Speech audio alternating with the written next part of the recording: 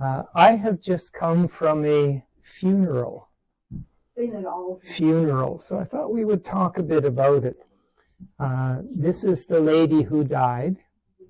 Her name is Eva McMillan. She was almost 102 years old. Wow. She was born November 11th, 1922. That was her birthday, 1922. So if she had lived just a little longer, she would have reached 102 years old. So I thought we would take just a minute to talk a bit about Canadian funerals, or our practice in the West. And I am curious for you to tell me about the burial of the dead in China. What are your customs or practices? And perhaps you can practice your English in telling me about those things. Typically in Canada, for most of my life, funerals have been held in churches, in a sanctuary like this one here.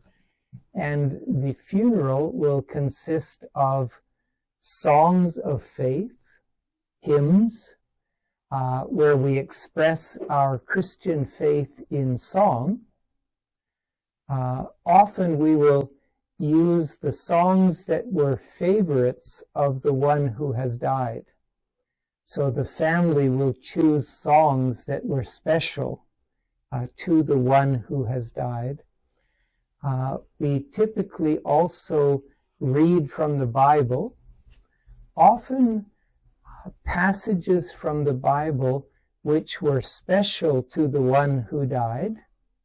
So today at this funeral, we read from Psalm 23, which is a very beautiful psalm. You may not know it, but most Canadians know it well. It begins, "The Lord is my shepherd, I shall not want, I shall not be in want." And it goes on. So that's often read at Canadian funerals. Another passage that was read today at the funeral was from a book in the Old Testament called Ecclesiastes. And it says, "There is a time for every purpose under heaven. There's a time to be born. There's a time to die," and so on. Talked about that. Then, as well, ordinarily in Canadian funerals, there is something we call a eulogy. I'll put the word up there. A eulogy. A eulogy is a description of the person, a good word spoken about the person. So often it is perhaps a child of the one who has died, or a grandchild, or a good friend, and they will say something in the eulogy about the person who has died, and they will help the people to remember what was good about that person. So that's the eulogy. And then often the pastor will give a short sermon or a short talk about the Christian faith and about our hope for life after death, our hope for forgiveness, our hope to spend eternity with God and with others who have died, and that kind of hope. So that's what a Canadian funeral consists of. Then often we go downstairs and have food together. And it's interesting, at funerals, often there are tears, but often laughter, because we remember, we tell stories. Remember when our loved one did this or said that, and so on. So our funerals are a mixture of sadness, where we cry, but also laughter, where we remember how precious was the person who has died. So would you tell me about China? What happens when someone dies in China? What do you do? Who would like to tell me? With some good English, or try, and I'll help you with your English. But what do you do? There is a farewell ceremony. A farewell ceremony? Okay. All the friends and family members bow to the body. Oh, bow to the body. Okay. No laughter, only sadness. Okay, no laughter. Very serious. Okay. Different place has a different ceremony. Okay, so it will vary from area to area in China? Yeah, it's, for example, in the east of China, there are people have the simplified ceremony. Okay. But in the west, the people's more traditional, more conservative. Okay. Conservative. That has a place that's in the rural area. Mm-hmm. The people who is died, the relatives will come, and all the rural areas, he knows people will come to have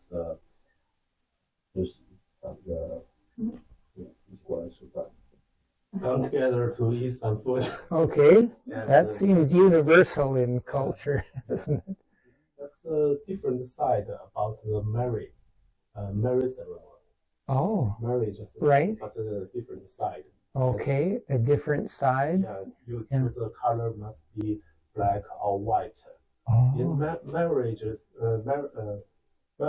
ceremony, you choose the color like the red. Red. Yeah. Yes, red. yes. It's different. Yes, yes. And I have attended one funeral for a Chinese person in Canada at the Chinese Alliance Church, and everyone in the congregation took a turn to pass by the coffin where the body lay and bowed to. I remember that everyone did that. Yeah. A funeral is a time when we have to make sense of life and death, don't we? So anyway, I thought I would talk a little bit about that, and then I thought we'd talk a little bit about poppies and Remembrance Day. You'll see my poppy on here, and Chris was asking where he might get one. And you find them almost anywhere in restaurants, or in grocery stores, or other stores, or in shopping malls. They're often in I brought a little ladybug in here with me. That's called a ladybug, we call this little bug. I don't know if you can see. Oh, you have the same in China, do you? Okay. I'll try not to sit on him. Anyway, you can simply take one and put a little bit of money in, a quarter or a toonie or a loonie. But I want to talk a little bit about poppies. Why a poppy? Why do we wear these poppies? This little guy, put him somewhere else. Oh well, we'll share the chair. This little ladybug and I. Canada took part in World War I, which happened between 1914 and 1918.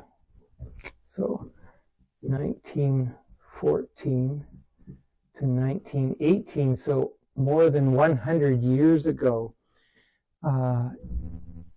At that time, Canada was more closely tied to England and Great Britain.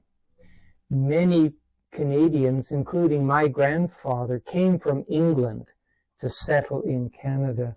So many Canadians volunteered to fight in World War I on behalf of, hi, come in, hi, Tim.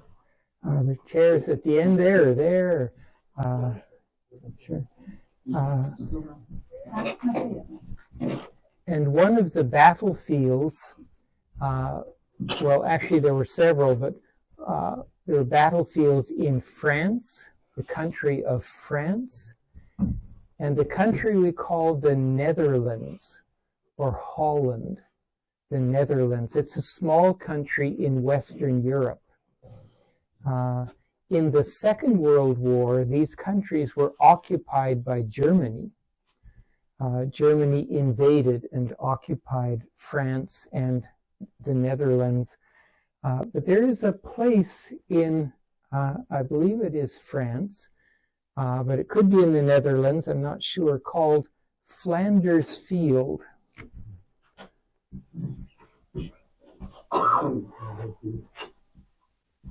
Flanders Field.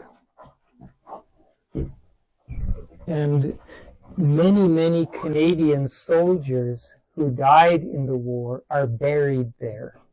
So there's a very large cemetery where many soldiers who died are buried in the ground. And today that field is covered with poppies. It's a type of flower. And this symbolizes it. I don't know, maybe Wei you can tell. Okay. Okay. So there's a famous poem called In Flanders Field the Poppies Grow. And it tells the story of a soldier who was to die later. So we wear the poppies in remembrance of those who fought in the war and who died. And we call that Remembrance Day. And it's, I don't have it up there anymore, November 11th. So it's Monday. Let me put another word up there for you.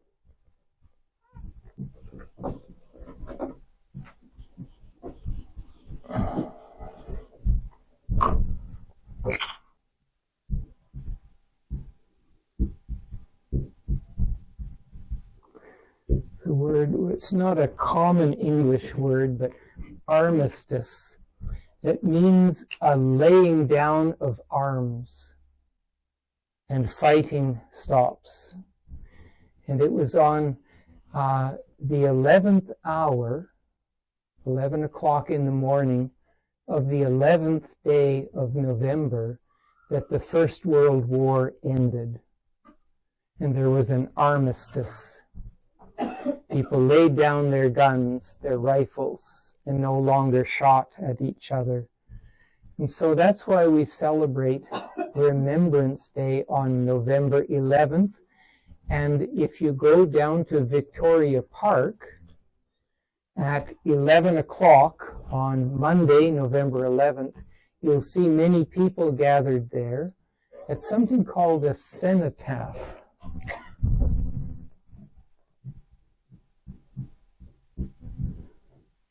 I think it's spelled with a PH, but I'm not even sure. The cenotaph. And it's a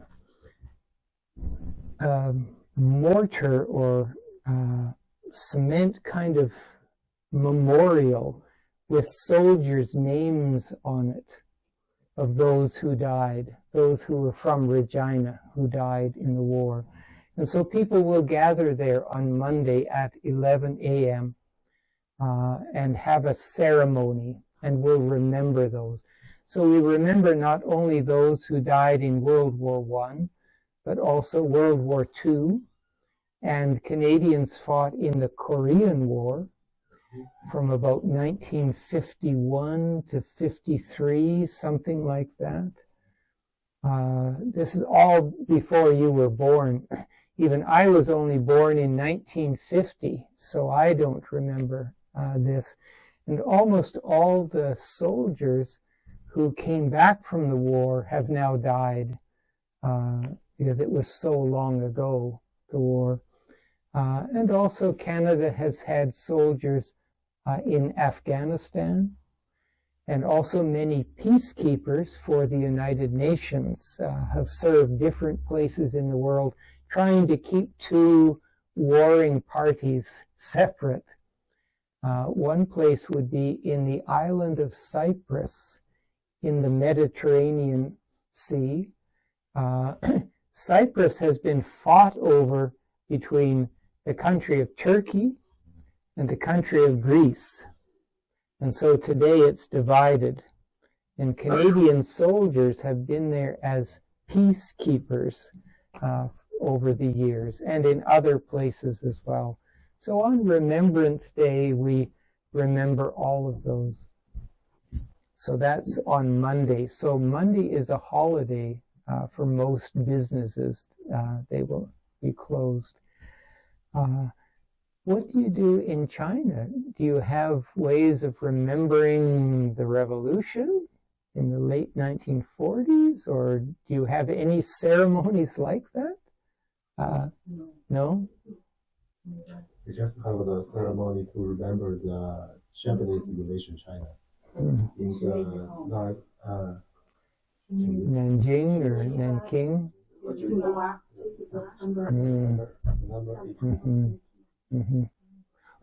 Sorry, when is it? November 18th? Oh, September 18th, yeah. Yeah, I've read about the horror of that invasion and of the city of, is it Nanjing or Nanking? Nanjing, yeah. Nanjing is the city of the capital cities of the Republic of China. Yes. Oh. Yeah, but the China is People's Republic of China. Right. Taiwan is the Republic of China. Right, yeah. And Beijing would be the capital today, wouldn't it? Yeah, sure. So, as a Christian, I have mixed feelings. I feel torn on this whole issue. War is terrible, just terrible. I'm thankful that my generation did not have to fight in a war. And also I have a son. I'm thankful my son has not had to fight in a war. War is awful, and yet war is part of life, isn't it? It's just very difficult. So it's a balance. We don't celebrate war, but we express thanks for those who had the courage to fight and try to defend a country. But anyway, maybe that's enough. That's about poppies anyway.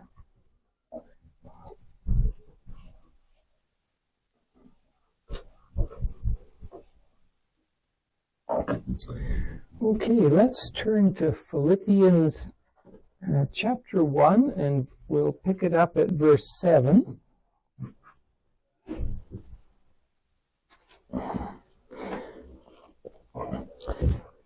It's interesting. Remember, Paul is writing a letter. A man named Paul is writing a letter to a church that he founded. He had traveled to Philippi, told people about Jesus. Many believed. He formed them into a church, and he moved on. But he wrote a letter back to them sometime later. So this is the letter we're reading. Christians in this time period were a small minority within the Roman Empire. Just a few thousand of them amongst millions of people, just a small group. They had no power. They were often persecuted. Paul is in jail right then because of his preaching of Jesus. They had no power, and most of the early Christians would not serve in the Roman army. Rome had a big army, and they moved around the Mediterranean area and conquered people and kept them in subjection. They ruled over them. But Christians, for most of the early years, felt that to serve in the army and to kill was wrong. It was morally wrong. We should not be killing other people. So for many years, Christians would not serve in the army. Today, some do. Some feel it's wrong and will not serve. It can become a problem, though, if the country goes to war, and the country asks all the young men to serve in the army. It can be a challenge for them. Another question for you. In China, is military service compulsory? No. Okay. No. Okay. So it's a volunteer army then. Only those who wish to join the army do. Okay. I know South Korea has all young men must, I think, serve 2 years perhaps in the army. I think 2 years, 3 years, something like that. I think all young men must. And other countries the same. Turkey does, yeah. Israel certainly does. All young men must serve, I think, 3 years, and young women 2 years in the army. Even young women must serve, yeah. South Korea. Yes, South Korea. I don't know about North Korea. South Korea, everyone is military. Maybe everybody, yeah. Maybe so, yeah. Yeah, this is the world we live in, isn't it? It's a great challenge. So have any of you men served in the army? No, nor I have either. So anyway. So for the most part, Christians decided no, in the early years, we will not kill. But anyway, let's begin to read. So we'll start with verse 7, and we'll read just verses 7 and 8 to begin. So maybe, Chris, you would read, and then Catherine, verse 8 for a start. Start at verse 7. You are always in my heart, and so it is only right for me to feel as I do about you. For you have all shared with me in this privilege that God has given me, both now that I am in prison. In prison. Mm-hmm. Okay, and yeah, okay, go ahead, finish. And also as I am going to defend the gospel and establish its family. Okay. Chris is reading from a translation called the Good News Bible. And it is designed for people with about a grade 5 literacy ability. So actually it's a good translation for people learning English because it's simpler. But that's why it sounded quite different.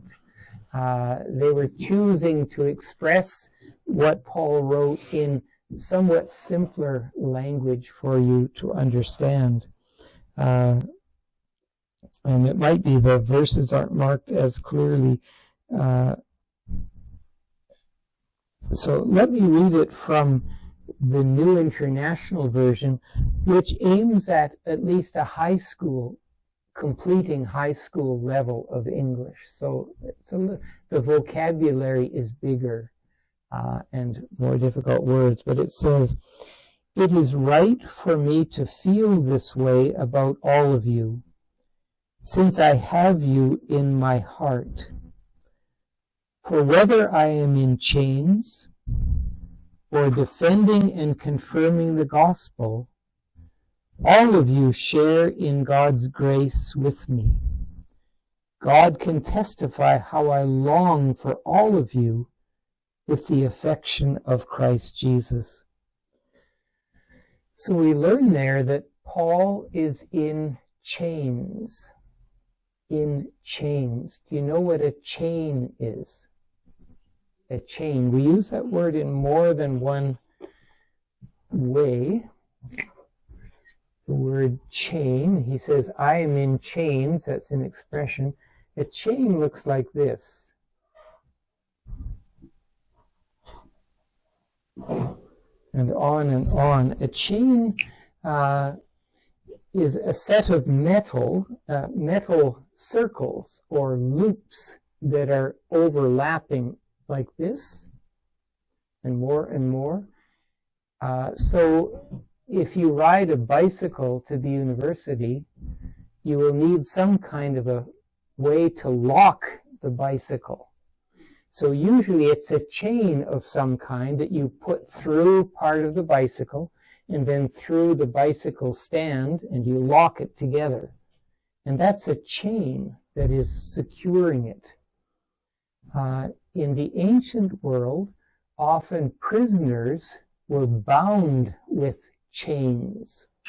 They might have their hands together, and the chain would go around here so they could not move, or perhaps like this, often on their leg. A chain, something would grasp their leg, and a chain would lead over to a post of some kind and would be secured over there, so the prisoner could not leave. They're trapped there. So Paul's saying, I am in chains. So he was in a Roman prison when he wrote this letter. There might have been a Roman soldier at the other end of the chain. One end of the chain is on Paul, and the other is on the Roman soldier, so he cannot move. Occasionally, you can see on the news, on television, a prisoner being brought into the courtroom. And often he will have chains around his legs, so he walks like this because he has chains on his legs, chains on his arms, he can hardly move. And that's to keep someone as a prisoner. So Paul is in chains when he writes.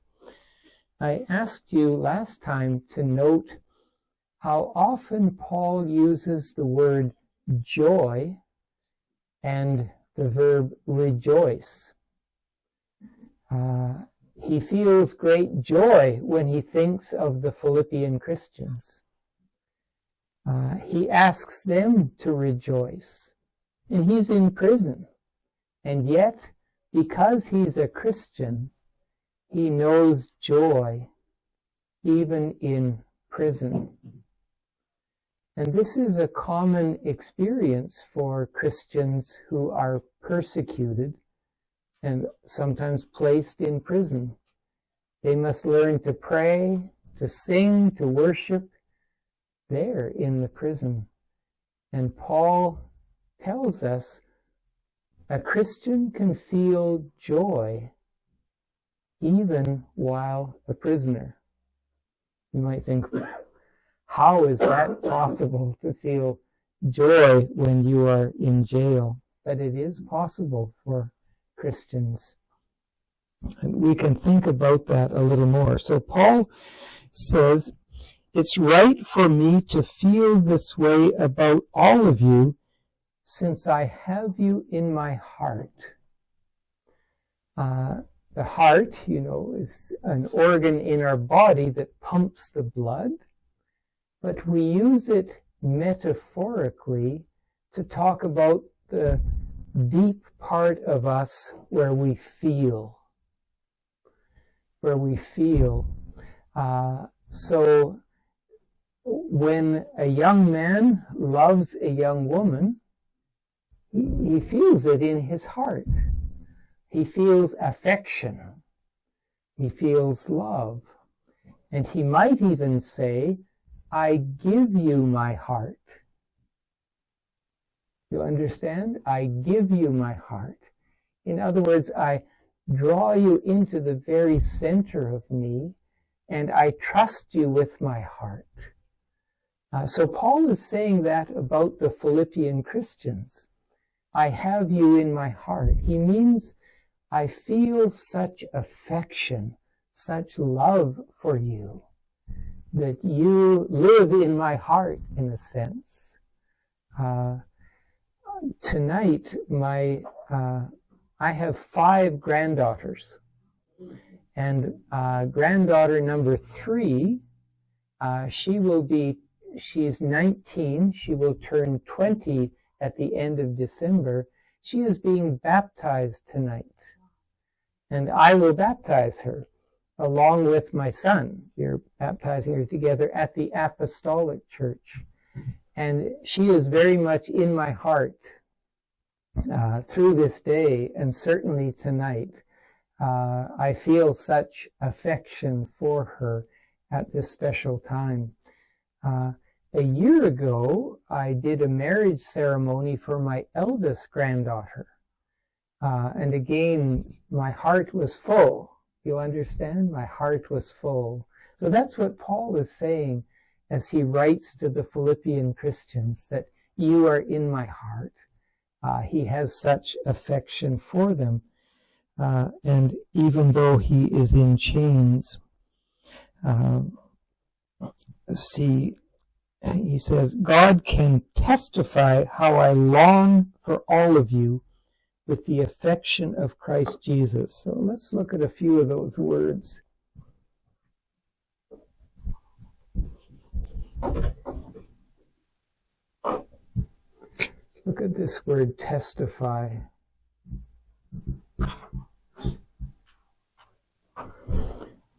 The word testify means to bear witness or to speak the truth about something. So in our courtrooms, often a witness will come to the witness box and they will tell what they know, what they saw. Perhaps it was a traffic accident and they witnessed it. They will testify. That is, they will speak the truth that they know. So Paul is saying that God can testify. God can speak on Paul's behalf about the truth that his heart has the Philippians in it. So that's to testify. And how I long for all of you. Let's think about that word long. Put it here. We use that word in two different senses. We can use it as an adjective describing length. So this table is quite long. This pen is quite short. See, long and short. But Paul is using the word in the second sense. It means to desire. To long for something is to desire it or to wish for it. That is also to long for it. So that's what Paul means. I long for you. I desire to be with you again. I would like to be with you. I long for that. When I was dating my wife many, many years ago, she went away for a period on a Bible school tour and I was working. And I missed her so much. And I could say I longed to see her again. I longed to talk with her, to be with her, and so on. That is to long. So Paul says, I long for this. And then he also says, with the affection of Christ. So we think about that word affection.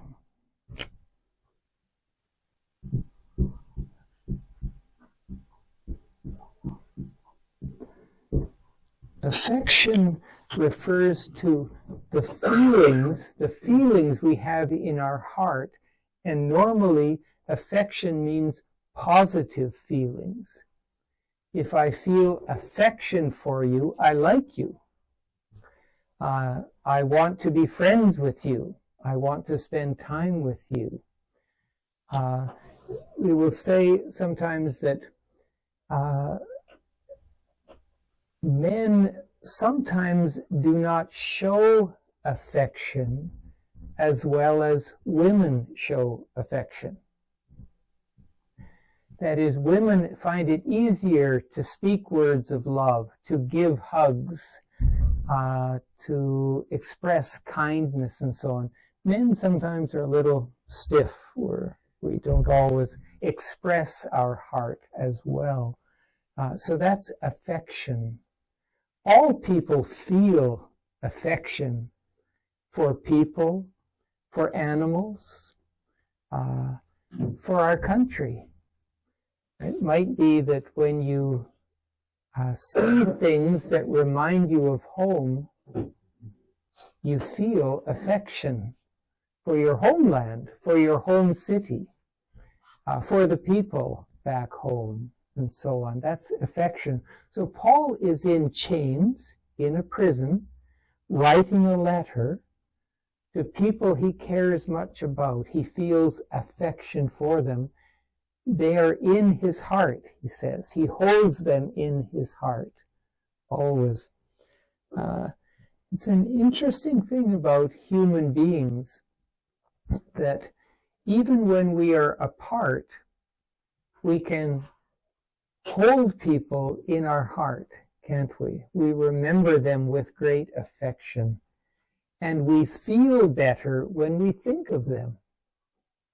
Well, Paul, as he writes, I think, feels better as he writes to these people who are his good friends. Next, with verse 9 and through verse 11, we'll read that. Paul is going to tell them about how he prays for them. So let's read that next section. Catherine, why don't you start? Religious in prayer, that your love may abound more and more in knowledge and depth of insight. Okay, and Tom, would you like to read the next verse, verse 10? So that you may be able to discern what is best and may be pure and less blameless until the day of Christ. Good.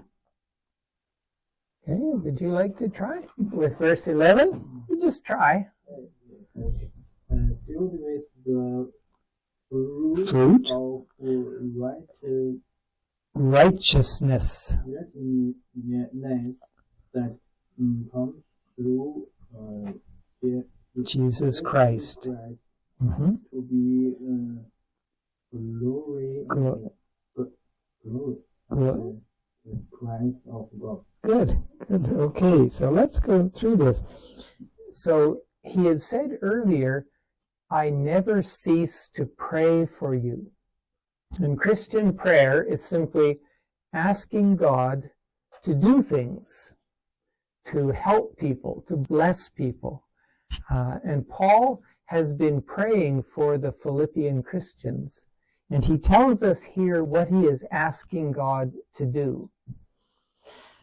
He says, this is my prayer for you, that your love may abound more and more. Abound. He's praying that their love may abound.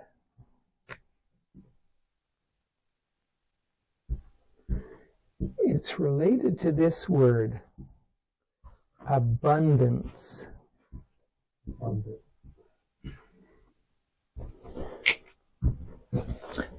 Abound and abundance.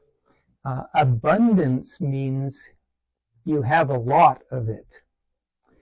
I once lived in Brazil in a small town that was quite poor. And it had a grocery store, but it was small and only a few things on the shelves. So whenever I go into Superstore up here, I am always overwhelmed by the abundance of food and the abundance of options. Whatever you're looking for, I was looking for dog food today. Our son has 2 dogs who sometimes come to our house, so I was buying food. And so there's more kinds of dog food. How do I choose? That's abundance. So Paul prays that their love would abound, meaning that their love would be like abundance. There would be lots and lots and lots of love, that their hearts would be filled with love. So that means to abound. We also have this word, if you take the A off, to bound means to jump like this. That like a rabbit will bound, we say like that. But this is abound. It just means to have a lot of it. So Paul prays that their love would abound. And he goes on, that their love would abound more and more in knowledge and depth of insight. Depth of insight. So we've got the word knowledge.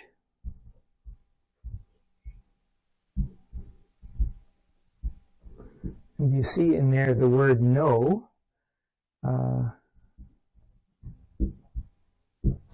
And insight. And in here we've got the word sight. So knowledge is knowing a lot of things. Having a good education, you hope, will bring you lots of knowledge in some area. We also have this word.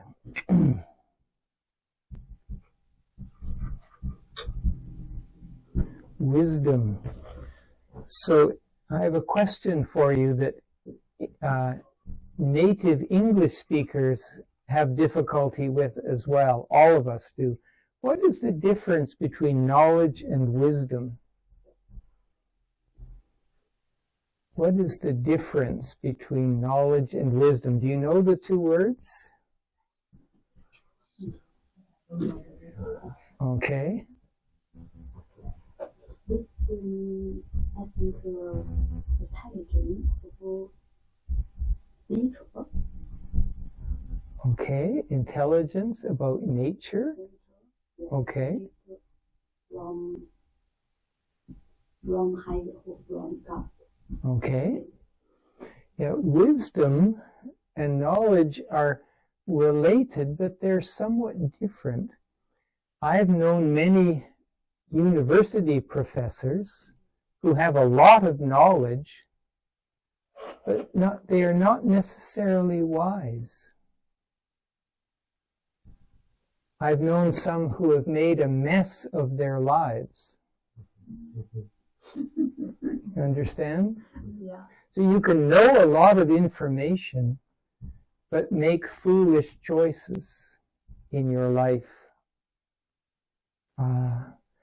How many wise or men with a lot of knowledge, university degrees, PhD, who have had an affair with a student and ruined their marriage, perhaps lost their job,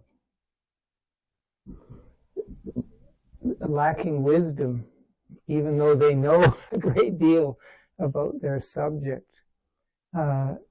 So knowledge is knowing information, facts, but wisdom is knowing how to live, making good choices.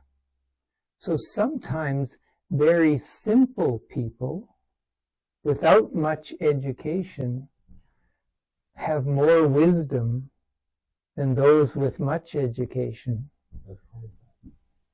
Common sense. Yeah, common sense. Common sense would be another way of putting it. Common sense. You may have a grandmother or a grandfather who is a simple person, but is very wise about life and can give you good advice. So Paul is asking that their knowledge might grow in insight.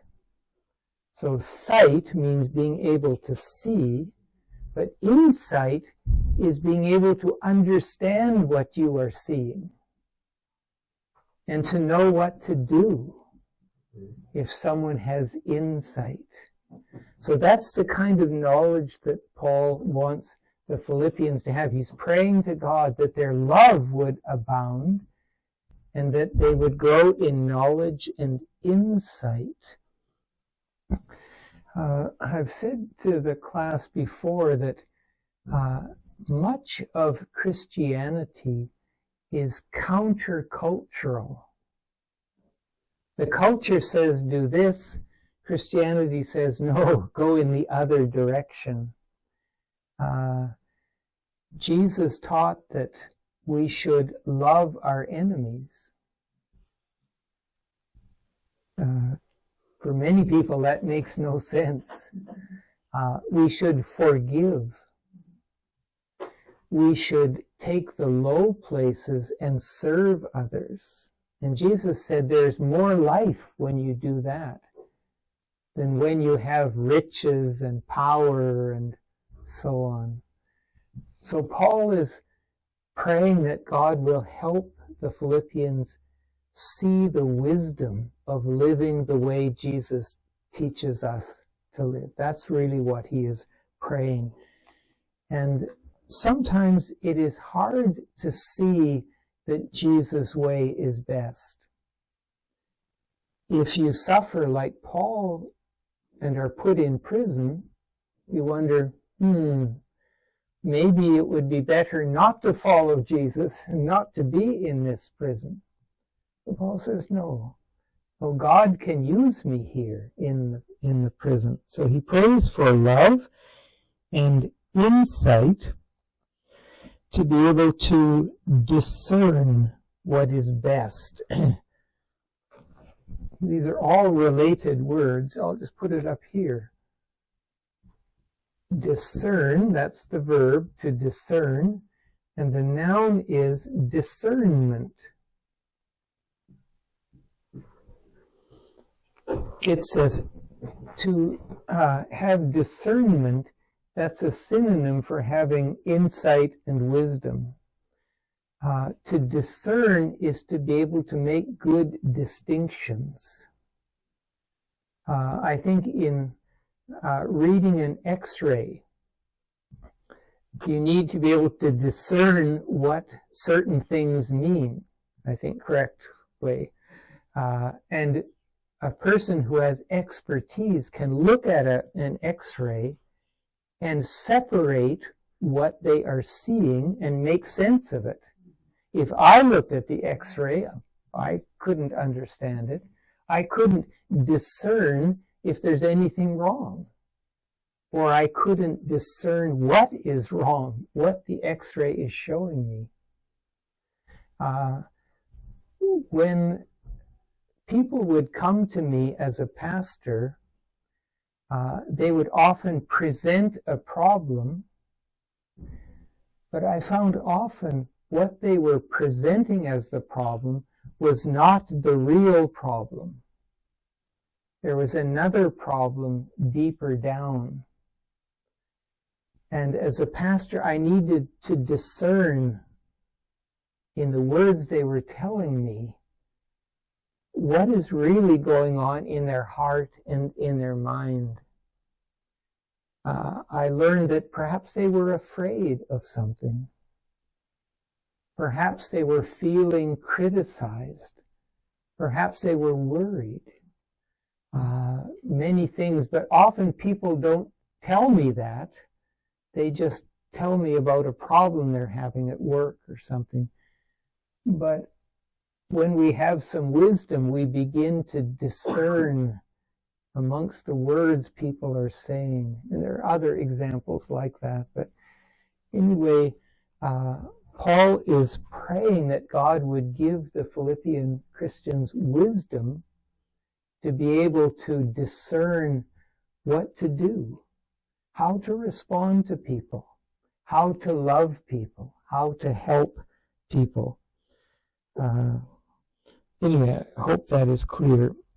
He's also praying that they may be pure and blameless until the day of Jesus Christ. Oh.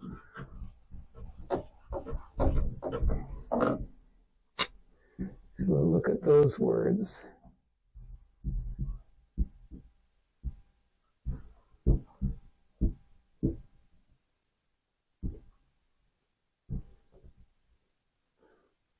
Let's look at those. The word pure,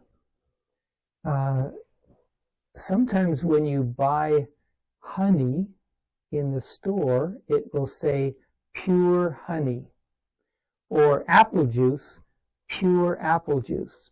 Other times it will say apple juice, and then you look down, it says there's some apple juice, there's some water, there's some sugar, there's some coloring, there's all these things. So that is no longer pure. So pure means there's only one thing there, if something is pure. And when we drink water, we want to have pure water, not water that is contaminated with dirt or with something that would affect your stomach. If when you're traveling you drink water that is not pure, you can become very sick. Can't you? Maybe you've experienced that in your travels sometimes. Paul is using it about character, moral character. He's praying that God will help them become pure. And that would mean without sin, without bad thoughts, without bad actions, without evil, to become pure. It's difficult to imagine that I could be pure, but that is what God wants to do with us.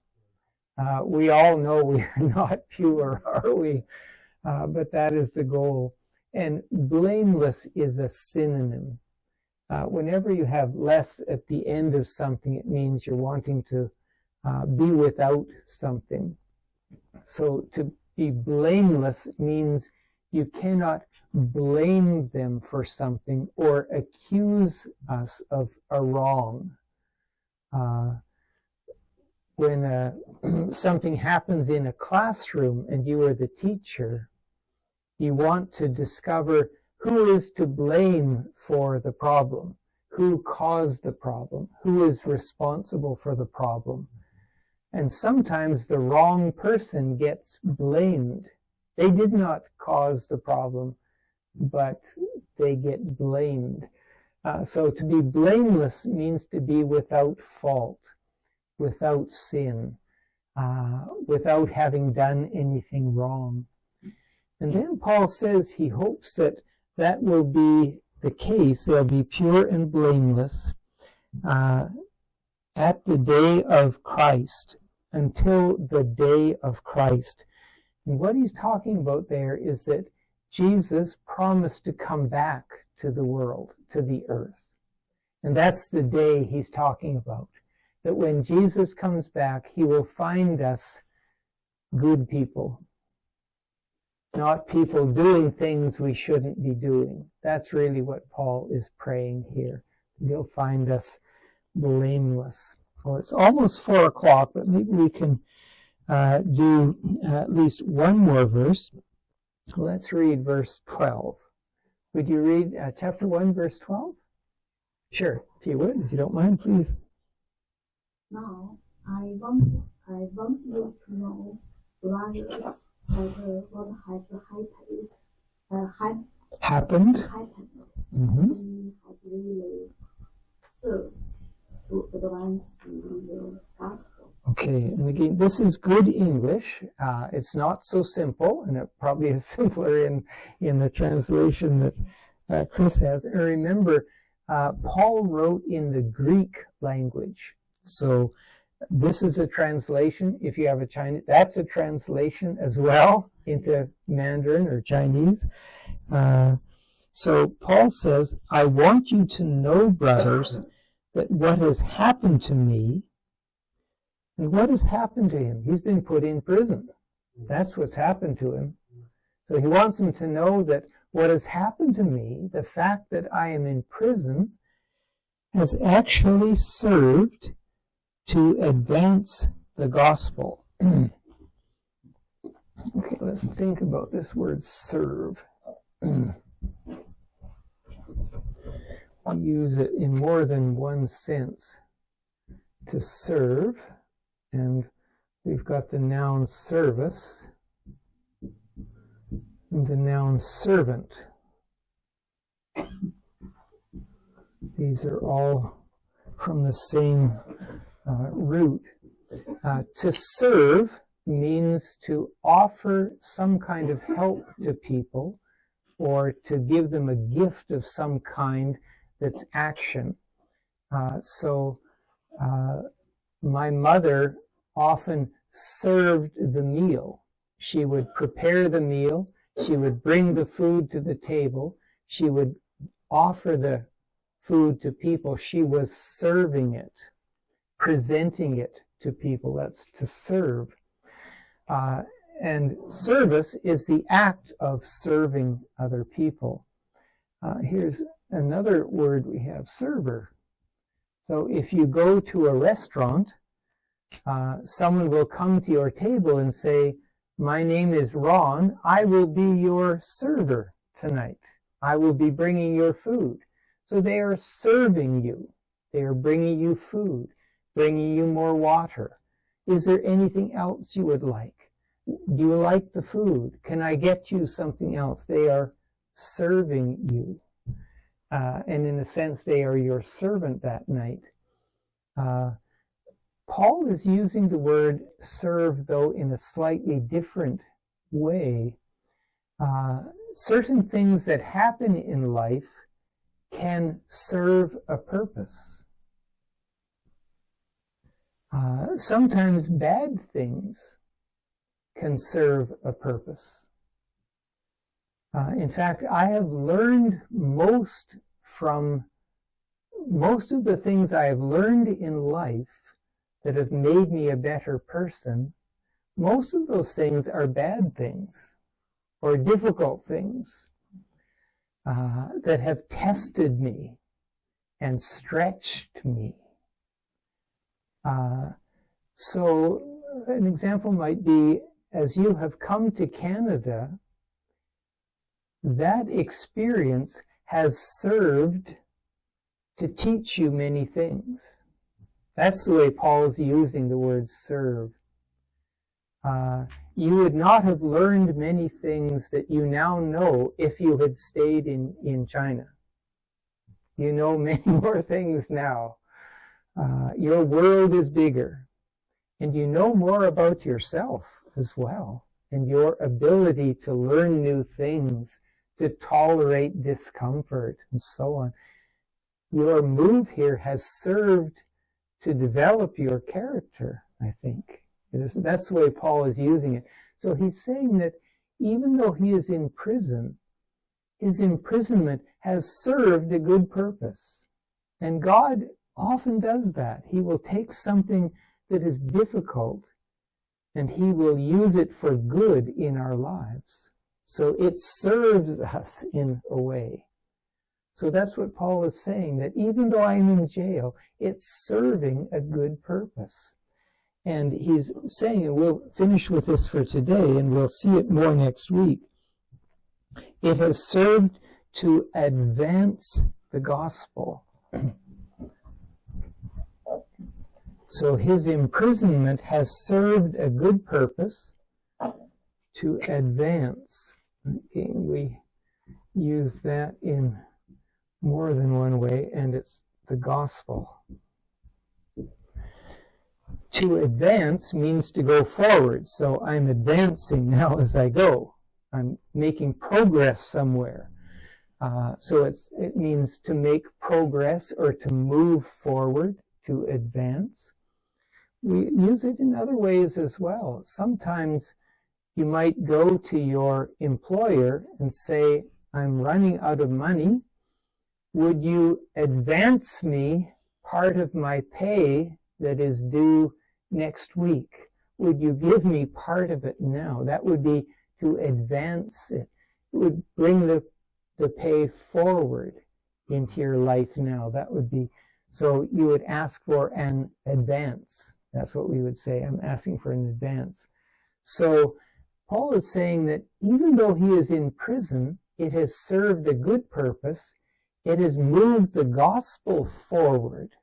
The gospel is the good news about Jesus, that he died for us, that he rose from the dead, that his kingdom is here. You are invited. And Paul will go on, we'll see this next week, that the Roman soldier that he is chained to has heard the gospel. If Paul had not gone to prison, that man would probably never have heard about Jesus. And everybody else has heard about Jesus. In fact, he'll say the whole group here has heard about Jesus. So God can use even the difficult experiences in our life to advance our character, but also to advance the gospel, that more people will hear. And I'll finish with this. One of the things we learn as a Christian is not to be too quick to judge what is happening to us, but to be patient. God may be at work in ways I cannot see today, but one day I will understand what good this is. My wife's mother used to say, "Someday you will understand. Someday you will understand." Maybe your mother said that to you as well. And there's sometimes things we cannot understand in the moment, but if we trust God, someday we will see what good God is doing, even in a difficult experience. Okay, it's just after 4. We'll close. Any questions or words I used that you would like to talk about before you go? Or anything else?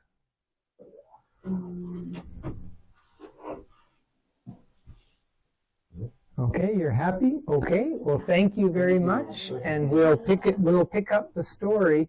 The next section is very moving for me, very moving what Paul says, so we'll talk next week. Okay, thank you. Thank you. I have a question. Sure. Ask one question. I told her God created everything, right? Mm-hmm. And she asked me, who created God? Okay, that's a fair enough question. And I would answer by saying, if there is someone that created God, that someone would be greater than God and would be God. God for God. Well, Okay. In other words, if there is something that created God, they are greater than God. And by the word God, we mean the greatest being in the whole universe. So logically, it makes no sense that anything created God, because that would be God. And then we would simply ask, but who created the one who created God? And we would keep trying to go farther and farther back. But is there a beginning? Is there an uncreated being that created everything? I think logically there must be. Or we just keep going back to, well, what caused that? And if we find out what caused God, well, what caused that God? And then we just keep going back, and we can never, unless there is a first cause, unless there is one who stands outside the causal system. In English, you may have a similar expression, but in English we have this expression, which came first, the chicken or the egg? Yeah. And you can see the logical problem, that all chickens come from eggs, but the egg came from a chicken. So how did it get started? And our minds cannot solve that problem, can we? Unless there is a first cause before anything else was. And that's what we understand to be God, who stands outside the cause and effect system. And logically, there must be a first cause, or else we're just left searching for what's behind there. Well, what's behind that? Well, what's behind that? What's behind that? And can we ever get to the beginning?